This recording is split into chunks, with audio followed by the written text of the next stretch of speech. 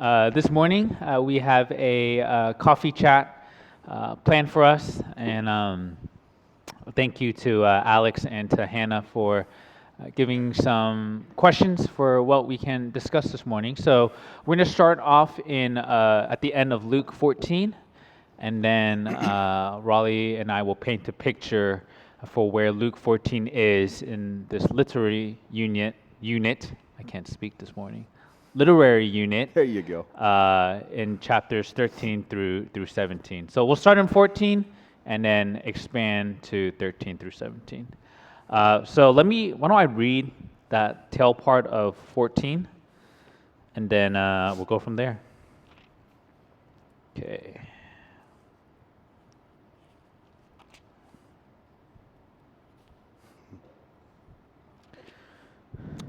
Fourteen's after 13. Thanks. Luke 14, verse 34. Salt is good, but if salt has lost its taste, how shall its saltiness be restored? It is of no use either for the soil or for the manure pile. It is thrown away. He who has ears to hear, let him hear. So the question is that we can start off with would be, what is Jesus trying to say with this illustration about salt, and how does it relevant or tie into what he's been doing prior? Are you going to answer it? No, you got it. So there's something really interesting that's going on. Sibak mentioned that 13 through at least 16, probably 17, makes up a literary unit within the scriptures, but it's not isolated. So when we say a literary unit, we're not talking about something that isn't connected to what comes before it, or doesn't have relevance for what comes before it and after it. But it does display a really specific teaching or addressing a really specific issue that seemed to be extremely prevalent then. That's probably pretty prevalent now as well. And so if you understand the audience or Jesus's audience in that time period, you would understand that Jesus came and interacted mainly with Jews. That's actually really important for a lot of what he's going to say, and a lot of what he said has to do with Israel's vocation and Israel's calling. As a people, a kingdom of priests, a light unto the nations, like all of this, their chosenness was to bring the nations to God. This is the Old Testament story about who Israel is. And so when we think of Israel, and I promise I'm going to get to the actual question, when we think of Israel, and we think of them being the chosen people, they weren't chosen by God just so that he can deliver this one people. They were chosen by God for a purpose. And that makes a really significant difference in how we understand the Old Testament story and God's relationship with Israel, and Israel's relationship with the rest of the world, that Israel was supposed to be the people through whom God would bless the rest of the world. They were the people through whom the seed of Genesis 3 would come to redeem the rest of the world. And so you have this whole story from the very beginning of Genesis all the way through to where you get to what we call the New Testament, or maybe the Second Testament would be more appropriate. And so you have this whole story working its way through that when we get to the Gospels, what they're picking up on is that whole story, that this anticipated Davidic king has finally come, and he didn't come like the Jews expected him to. He didn't come as a warrior Messiah who was going to overthrow Rome and establish Israel as an autonomous kingdom once again, above and beyond all the nations. He came, as in Jesus' own words, as a servant to serve Israel. And so if you understand the servant songs from Isaiah, particularly Isaiah 53, which is often quoted or alluded to in the Gospels, that Jesus came as the servant to serve the servant, Israel, so that the servant would serve the nations. This is how that idea plays itself out, and that's really important. So when Jesus gets to a comment like, salt is good, but if salt has lost its taste, how can its saltiness be restored? Anybody have an idea? Yeah, the answer is it can't. But with God it can, which is part of the issue here. It is useful neither for the soil nor for the manure pile. They throw it away. If you have ears to hear, then hear. This is not an isolated statement that Jesus is doing here. If you just flip back a bit, and Jesus tells this parable of a fig tree that's not bearing fruit. And the owner of the vineyard is ready to cut the tree down. And the manager of the vineyard tells the owner of the vineyard, give me time, let me fertilize it, let me put manure around it, and give it another year. If it doesn't bear fruit, then cut it down. This is the same allusion of what Jesus says about salt here. That whatever the fig tree stands for and whatever this salt is not doing what it's supposed to do. So the vineyard manager is trying to compel this fig tree to bear fruit by fertilizing it, by giving it the opportunity. Right? So then the question is, what is that alluding to? Again, if you understand the Old Testament narrative, it's really, really apparent that Israel is this salt that God has placed in the world to, one, salt was used to preserve the world and or salt was used to preserve meat and to make it tasty. And so this is the idea. It's the same thing as Israel was called to be a kingdom of priests, a light unto the nations, but their light had gone dim.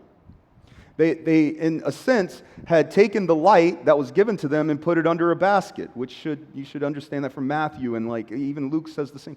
And so all of this is coming together, and Jesus is making these really pointed and provocative comments about Israel's failure to be what God intended them to be. And so this is the idea of the salt. Well, how can it be made salty again? Well, naturally, it can't be. And it's the same illusion like you get to Romans, and Paul's going to have this idea of the branch being cut off of the vine. Branches that are cut off the vine and just left there to die can't be regrafted at that point. But Jesus says God is able to graft them back in. And so you have all of these illusions that are really getting at the same issue. That Israel was chosen by God to be salt and light and produce fruit in the world, and it hasn't. And there's coming a time when it won't have the opportunity anymore. And this is the really provocative sense of what Jesus is pressing into, and really what he's getting at when he speaks to the religious leaders of the time. And these ones that should have been waiting for Messiah, they weren't waiting for a Messiah like him, are missing him. They're missing it altogether. And so this is part of the issue. Good. And I'm just looking at 13 through 15, and I see the parables of like the wedding feast, the banquet, even the parables of the lost that was preached on, I believe, last Sunday. And then intertwined between these parables, you have real life instances where Jesus heals someone both on the Sabbath. And so, like, Luke is doing something like very obvious, but I think it's just hard for us to see what's going on. Hard for us to see because we just get a glimpse of the story every Sunday, just a couple of verses. Yeah, and that's a problem with the way that we approach the scriptures in general and how we read. Like we get our chapter for the day and we put it down. We pick it up the next day. We read our chapter for the day, and we don't know how any of these things go together. And then we act like we're confused about it, which we probably are, because we haven't read it as a story. If you want to understand what the Gospel of Luke is all about, read it from page 1 to the end. And it paints a really vivid picture. But if you're just picking it up from chapter to chapter, you'll read parables not understanding what Jesus is talking about. You read these little pointed statements without understanding what he's talking about because you haven't understood the story. It really is like watching a movie and only watching 10 minutes of it at a time. And then you wait a week to watch another 10 minutes. And then you wait a week to watch another 10 minutes. And you can't put the whole story together. Because sometimes you watch a 10-minute section and then you've skipped that week. And so now you're just watching the other 10-minute section without watching the one that came right before. And we're just like, that doesn't make sense. Nobody would watch a movie that way, but we're perfectly happy approaching the scriptures that way. And most of us are really perfectly happy about just picking it up halfway through and just start reading at Matthew because the Old Testament's really difficult to understand, and so we'll just read in Matthew, and then we can't understand Matthew because we don't understand the Old Testament, and then we just think that the Bible is confusing, and it's really not. It's meant to be understood, but we won't invest the time and the effort to do it. And so yeah, picking up some of these units and what Jesus is really getting after, and how Luke is telling this story from chapter 13, there are all these repeating themes, which is why I say it's a literary unit, that there are 2 healings on the Sabbath, which according to Jewish custom, you're not allowed to work on the Sabbath. And they would consider healing work. And so in chapter 13, when he heals this crippled woman, there's a few things that are really interesting about the story, and I'll try to be relatively brief because this is going to get us into chapter 15. And there appeared this woman, this is 13, 10, 11. There appeared this woman with a spirit that had crippled her for 18 years, and she was bent over and quite unable to stand up straight, or she couldn't straighten herself at all, depending on what translation you're reading. When Jesus saw her, he called her over and said, "Woman, you were set free from your ailment." And he laid hands on her, and immediately she stood up straight and began praising God. By the way, that little story there reveals this beautiful narrative of the Old Testament that Israel was, this is prophetic language, Israel was crippled and unable to straighten itself.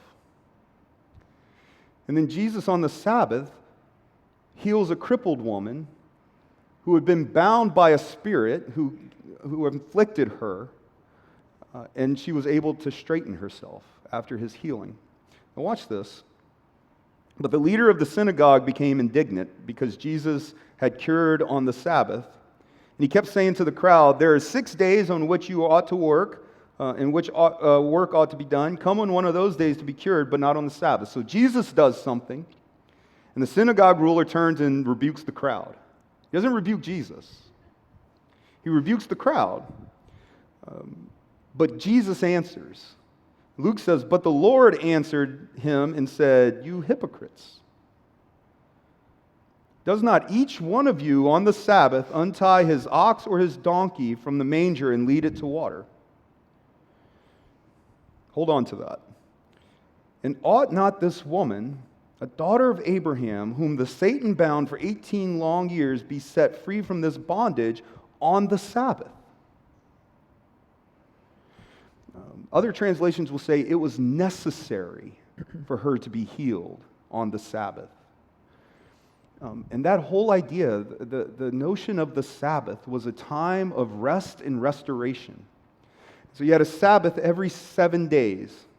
And then you had a Sabbath year every 7 years. And then on the 50th year, you had the year of Jubilee, where all the slaves were set free. All property would be returned to its owner. So if you had to get a loan according to property, all loans and debts were forgiven. So Jesus seems to see his ministry, and he doesn't seem to see it. Jesus sees his ministry as the ultimate or the consummate Jubilee. It was necessary that she be released from this on the Sabbath, on the time of restoration. And when he said it, his opponents recognized what he was saying. That's what Luke says. When he said this, his opponents were put to shame. They knew. So you're saying that they saw this woman as a picture of Israel. I'm saying Jesus did, for sure. But what about the religious leaders? He says his opponents were shamed. I think in some sense they started to recognize what Jesus was talking about. And he's going to go on to the mustard seed. So it's really great. The kingdom of God is like a mustard seed. It's something so small and seemingly insignificant. One healing of one woman on a particular Sabbath. Something so small and seemingly insignificant. But that work is going to grow, and the kingdom is going to become so large that it's going to provide shade and restoration and rest for the whole world. A small seed gives birth to a large tree that the birds can rest in. It's like yeast, that just a small amount leavens the whole of the flour. It's going to start real small. This is why the kingdom of God is like a mustard seed and yeast. But it's going to produce something that's unimaginable. And then in chapter 14, there's another healing on a Sabbath.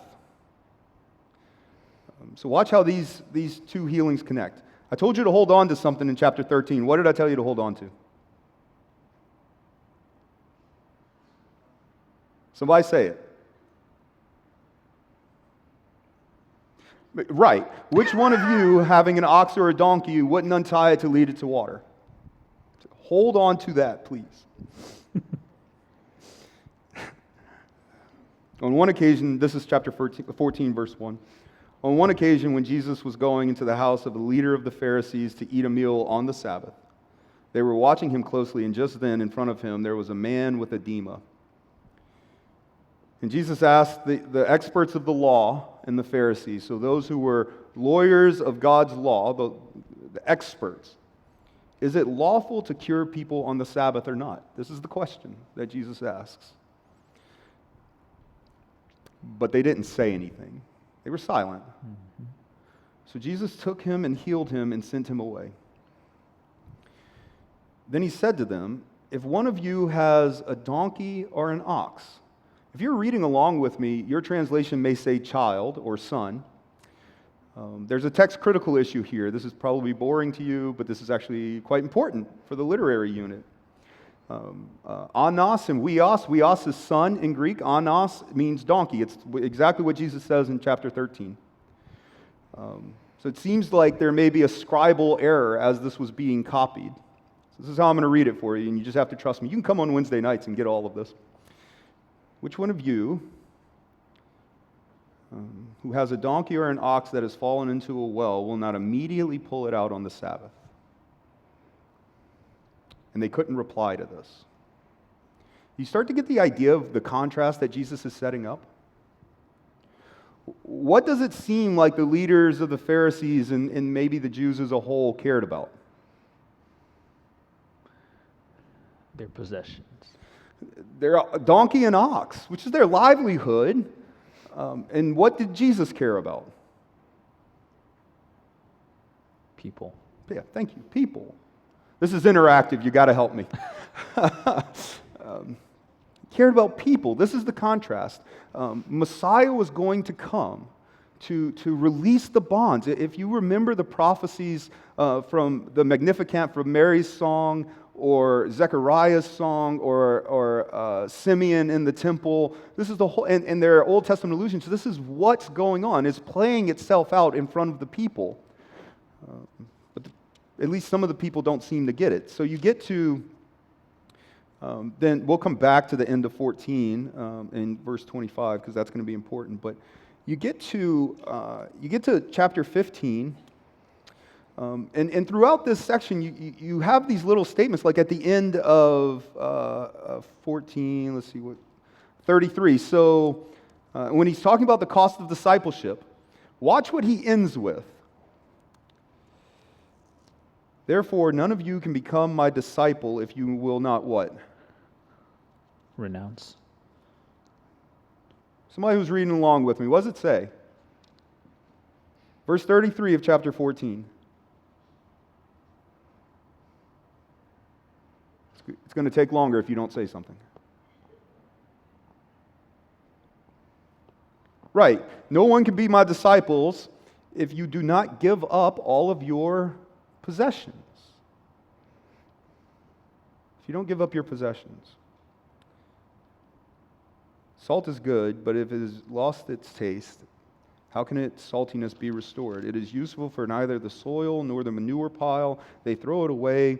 If you have ears to hear, then hear. Watch how this next unit or this next chapter begins. Now the tax collectors and sinners were coming near to hear him. See what happens if you stop at the end of chapter 14 for the day and you pick up chapter 15 a week later? You miss what Luke is getting at. Jesus has just made a really provocative statement about the religious rulers and the salt losing its saltiness, and then he tells them, he exhorts them to hear, but who are the ones hearing? Who are the ones that came to hear? Tax collectors and the sinners. The outcasts of Jewish society. And Luke is very intentional about that idea. Because the ones who should be listening aren't. And the ones you wouldn't expect to listen have come to hear. If you have ears to hear, then hear. And the ones who had ears came to hear. But it's not the ones that you would expect. And then he goes on to tell the Pharisees and the scribes a parable. I know that because that's what Luke says. Now the tax collectors and sinners were coming near to listen to him, and the Pharisees and scribes were grumbling and saying, "This fellow welcomes sinners and eats with them." So he told them this parable. You know anything about literature, the closest antecedent is the referent. The them pronoun refers to the tax collectors, the pronoun refers to the Pharisees and scribes. He told them this parable, one parable. 3 stories, one parable. It's all the same parable. So again, if you read one of those and you just put your Bible away, you miss the connection. Which one of you, does that sound familiar yet? It's the 3rd time he's made that same statement. Which one of you? He made it in chapter 13, speaking to the synagogue ruler who rebuked the people from being come to heal on the Sabbath. Which one of you, if you had a donkey or an ox? He says the same thing in the Pharisee's house, healing the man from edema. Which one of you, having a donkey or an ox? Here he says, which one of you, having 100 sheep? Who's the shepherd in this story?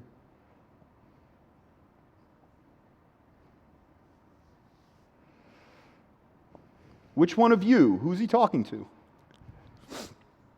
The Pharisees and scribes. Which one of you having 100 sheep? In losing one of them does not leave the 99 in the wilderness to go after the one that he has lost, and when he finds it, he celebrates. He's found his possession. He's jubilant. He carries it on his shoulders and rejoices, and when he comes home, he calls together all of his friends and neighbors, saying, "Rejoice with me, for I have found my lost sheep." Just so I tell you, there is more joy in heaven than you have for finding your possession when a sinner repents.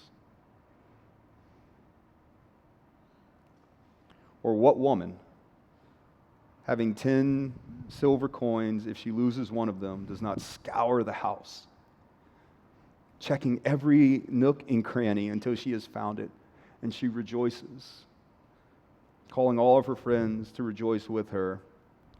In the same way, I tell you, there is more joy in the presence of the angels of God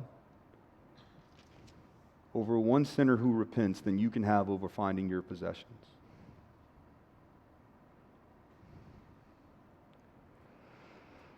Lost sheep, Sometimes sheep are just sheep, by the way. Lost coin, and then lost son. If you call it the prodigal, you miss the literary issue at hand. Lost sheep, lost coin, lost son. And he tells them this parable within a parable about a son who would rather have his father dead so that he can inherit and gain his inheritance. And he goes off into a distant land and squanders it, wastes all of the blessing from the father.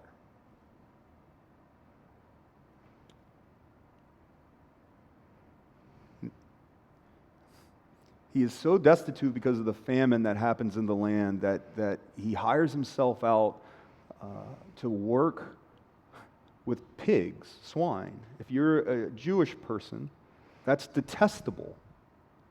You couldn't even be around swine. They were unclean animals. They would make you unclean ceremonially. He's in such need that he's longing just to eat their leftovers.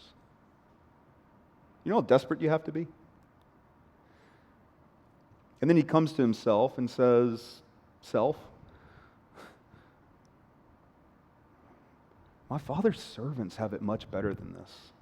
I'm going to go home and just ask to be a servant of my father."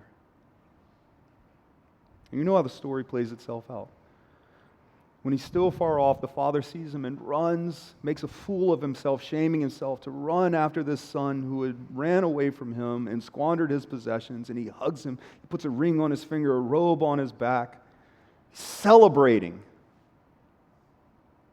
over the son that he lost. But the story's not about the son who he lost. Jesus is telling this parable to the Pharisees and tax collectors. To the Pharisees and scribes. He's telling the story to the Pharisees and scribes. And there was an older brother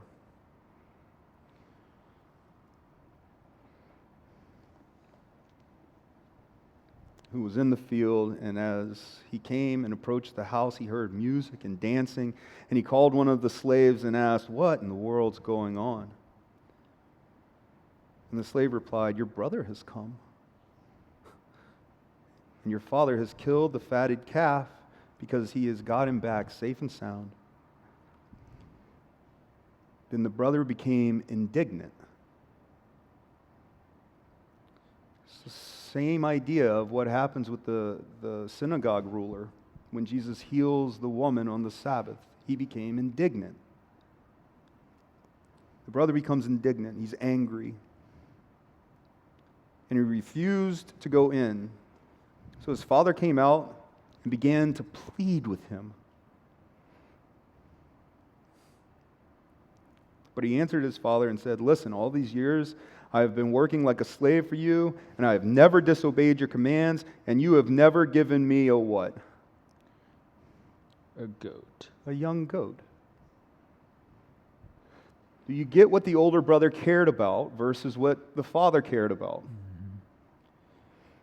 See how these literary units, this connects together. That what Jesus is castigating these rulers about is God cared for people. He came to seek and save the lost of the tribe of Israel. He is eating with tax collectors and sinners to call these sinning Jews back to himself. And when they come to hear from him, the Pharisees and scribes and religious rulers of the time become indignant. Jesus says, you care about your stuff more than you care about these people. But God's kingdom is the other way around. God cares about people to the greatest extent that he would send his son, God in flesh, to rescue them. But you care about your stuff. He'll go on, by the way. In chapter 16, he tells this parable about a dishonest manager, someone who cared about stuff. He goes on at the end of that unit in verse 13 of chapter 16, after saying, "No slave can serve two masters, for the slave will either hate the one and love the other, or will be devoted to the one and despise the other. You cannot serve God and wealth." See, all this ties into itself. You cannot serve God and wealth. And then the response is what Luke provides here is just so provocatively beautiful. The Pharisees, who were lovers of money, heard this and they ridiculed him. Now, you may hear all of this and you may read the story and think that you're in the place of the lost son, which was the Jews who had abandoned God. But I think often these stories, we should hear them and read them as if we're in the place of the older brother and the scribes and Pharisees, because that is often how we act. Think about ministering to someone who you just can't imagine God caring about. And of course, all of us give the church, and well, God cares about everybody. Well, fine. Go and minister to those people. Jesus met people where they were, and he was ridiculed for it. I've told this story before. I told it on Wednesday, but it's just such a great reminder for me, and it's incredibly humbling for me. I had a friend who was involved in a ministry that most people would absolutely frown upon, to say it nicely.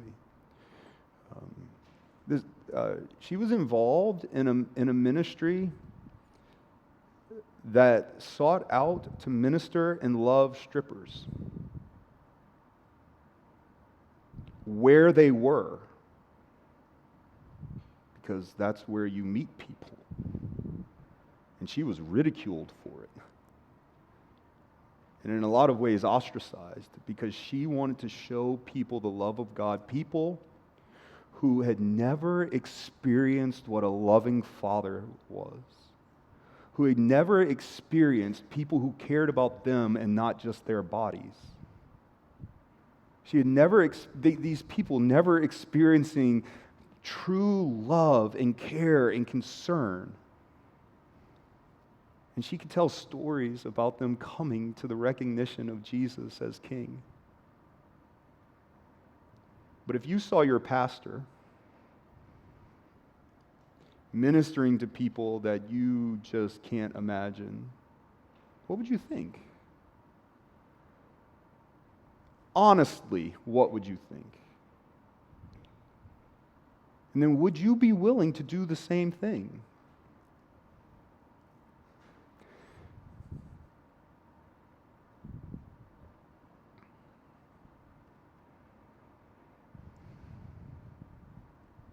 And then we can talk about the cost of discipleship. Jesus makes really provocative statements when it comes to what it's going to cost to be his disciple. He gives two examples besides giving up all your possessions. Anybody willing to do that? Like, don't raise your hand unless you actually are, because it just might happen. But if you really, never mind. So he gives two examples here of counting the cost of what it's going to take to be his disciple. See, most of us, when you share the gospel with someone, just come to Jesus. He loves you so much. You're damned and going to hell, but come to Jesus because he loves you so much. It's usually how we tell it, something like that. Jesus tells people to count the cost before they make that decision. Think of it as building a tower, and you sit down and count your money to see if you have what it takes to build the tower. Because if you start off and you don't finish, you will be shamed. That's a worse state to be in an honor-shame society, Eastern culture, than to not have begun at all. To have begun and gotten halfway through is shameful, because you didn't count the cost. You didn't realize what it would cost you. When I was young, they had this house it's Ormond Plantation in Louisiana. It's like a lot of the Saints players used to live there and stuff. And there was this guy, I was probably 10 or 11 years old. My dad brought us to this house. There was this guy who started this huge house back then. And my dad said it cost him $1 million. Like, that's not a lot anymore when you're buying a house. This is $1 million. That was unheard of. It was the biggest house in that whole area. Huge. And he went bankrupt trying to finish it. Never finished it. He never lived in it.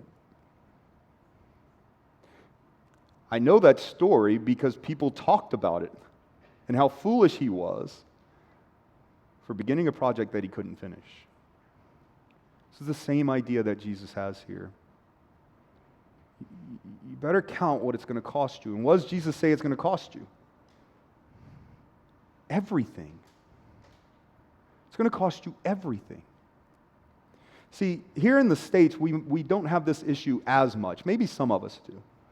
But if you're a Muslim who comes to faith in Jesus, it will cost you everything. It'll cost you your family, your community, because you'll be ostracized from it all. It's not easy. We have it pretty easy, which is why we don't think it costs us anything. Maybe somebody will tease us or something. And I'm not trying to make light of anything that's happened to you in your life by any means of following Christ. That's not my intention here. But it's costly. Understand the cost before following. How many have heard that gospel presentation? Right. Well, good. I saw one.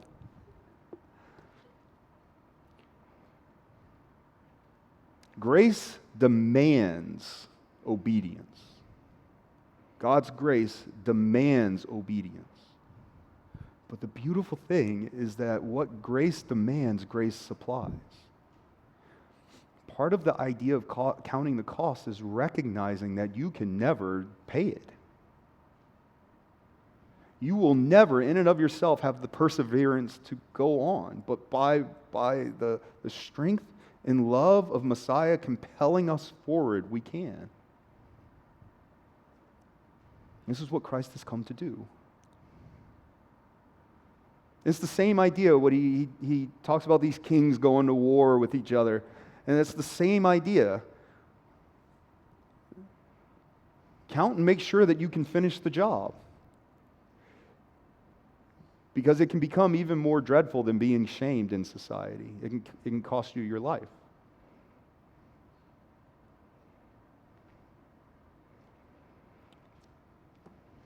Did I answer the question? Yes. Let me close with this, and then I'll pray, and then I'll share announcements. So we'll skip the last song. Chapter 14, verse 33. Therefore, any one of you who does not renounce all that he has cannot be my disciple. Verse 35. He who has ears to hear, let him hear. And I may be primarily speaking to our students because that's where my mind is mostly wrapped around, but I'm sure all of us can relate to this in some sort of way. And I'm not trying to shame our students, but how silly, how shameful would it be for us that we come every Sunday morning to receive God's word, to study it, and at the end of days, Jesus says to us, I don't know you. Throughout our time this morning, couldn't help but notice some people or some students too busy chit-chatting, some students too busy looking at their phones, some students just passed out. It's not just the students. We see everything from our perspective. And again, it's not to shame you, but Jesus is warning here to the religious leaders, people who were supposed to understand it all, or we had at least an opportunity to know something about who God is. That's what we have right now. We have an opportunity to know who God is to grow in our knowledge and our love for Him, and we're wasting away every Sunday and every time that we gather together. We're too busy chasing a reality that is not real. Things that will just pass away at the end of time, because eventually God will come and reign, and His kingdom will have no end, and His kingdom and His heart and what He rules over is things that are not what we chase after right now. Brawl Star trophies, who cares? Popularity, all the newest fashion, who cares? If we chase after those things, and then Jesus says, I don't know you. We've got to wake up to what is reality and what Jesus has warned the I'm doing the same thing. The leaders and the scribes. We're not the younger sons. We're the older ones who've gotten it all wrong, priorities misplaced, and blinded by our own desire for things that really don't matter. So my encouragement to you is, please, wake up.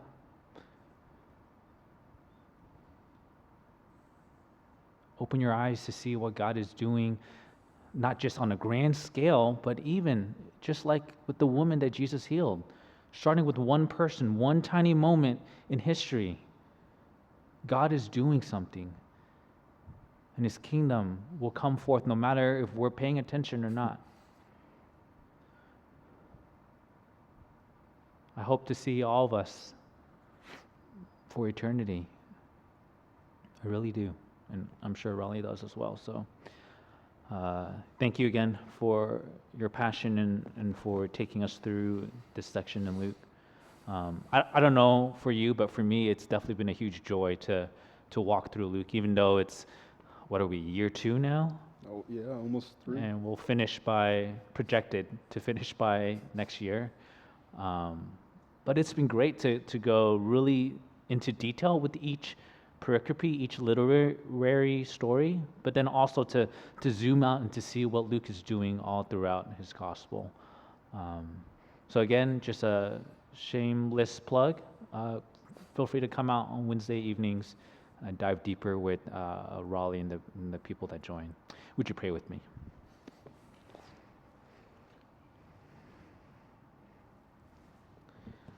Father, I know you've given us ears, and not just one, but 2. Would you help us to hear you, God? Would you help us to feel your Spirit moving and prodding at us to wake up to what you are doing, not just in the grand scheme of things, but even the tiniest details of our lives.